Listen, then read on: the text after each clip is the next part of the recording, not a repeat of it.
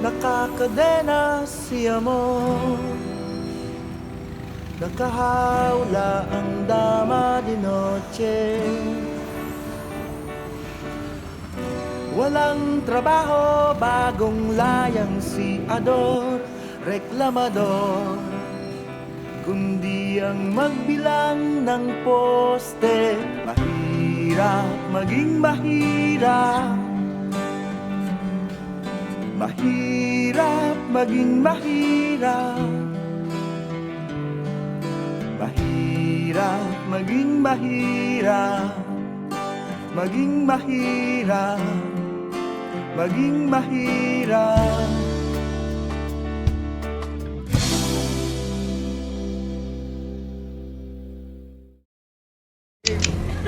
So, good morning po ate. Ano pong pangalan? Reyna Lipesigan po. Okay po, may question lang po kami sa inyo. Paano po nagkakaroon ng, sa tingin niyo po, paano po nagkakaroon ng poverty?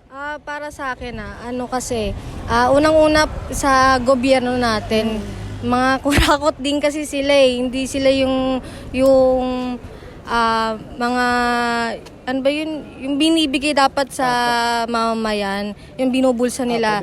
Tsaka, ayun din, para sa akin yung mga babae din na, yung anak ng anak, tas hindi naman din kayang pag-aralin yung mga anak nila. So, lalo lang din naghihirap kasi magiging palaboy or hindi nila masusustentuhan. Yun. Yun po. Thank you po. Next question. May tanong pa rin po ako, paano po malilesen yung poverty? Para sa akin, yung opinion ko, hindi rin masusolusyonan ng gobyerno yan. Para sa atin na lang, sa sarili na lang natin. Wag na lang natin idamay din sa ibang tao. Kumbaga, ikaw bilang isang babae, alam mo nang, kumbaga, 'di ba? Hindi ko naman sa minamasama na magjowa-jowa, pero kung di pa kaya, wag po muna, 'di ba? So mag-aral muna, magtapos, maghanap ng trabaho. 'Yon. So, thank Okay, you po maraming ate. salamat po. Sige. So yun po, sa tingin niyo po bakit may poverty?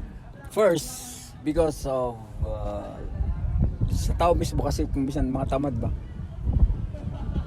And then sometimes because of lack of confidence and lack of yung sa hanap buhay din, cause din ng poverty. But the most thing there is people don't dare if they want to live or not.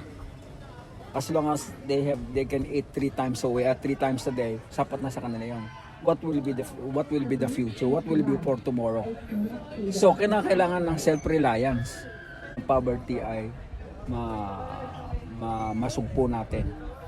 Pero bakit hindi kasi nasusugpo? Kasi tamad nga yung mga tao. They are not using their brain. They should be looking for the future of their family. Okay. So they have to work.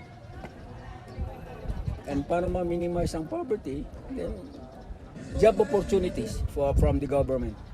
Another question po, sa tingin niyo po, paano malalas yung poverty?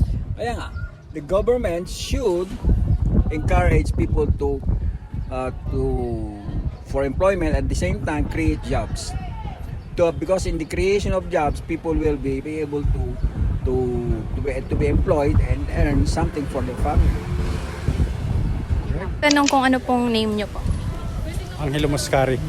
So, one question lang po for Kahit dalawa, pwede. Two question po sa akin po yung isa. So, sa tingin nyo po, paano po nagkakaroon ng poverty? Dahil sa yung namamahala din ng dyan yung number 1. Tulad noon, mga mula kay Korea, administrasyon hanggang kay kay Gloria. Hindi nila pinagtuunan ng agriculture, ng mga pananim sa ating bansa, pinabayaan nila. Kaya tayo lahat umaangkat ng mga pagkain, bigas, mga sibuyas, ganyan. Lahat yan ini-import natin. Kaya lalo tayo na lulugmok kasi mataas ang presyo sa ibang bansa. Pero kung inano ang agriculture natin, yung mga presidente, yun ang katulad ngayon kay Bongbong, agriculture ngayon ang inano nila, yung priority. Asinso tayo.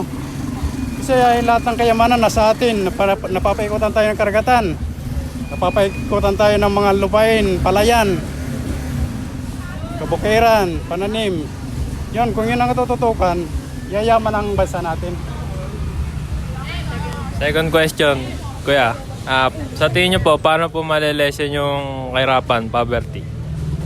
Sa ano yan, kailangan lahat tayo magsumikap. Hindi naman pwede na kahit mayroon ka, kung hindi ka gagalaw, hindi ka rin asinso. So sumikap. Sipag, tiyaga, yan ang puhunan natin. Thank you po.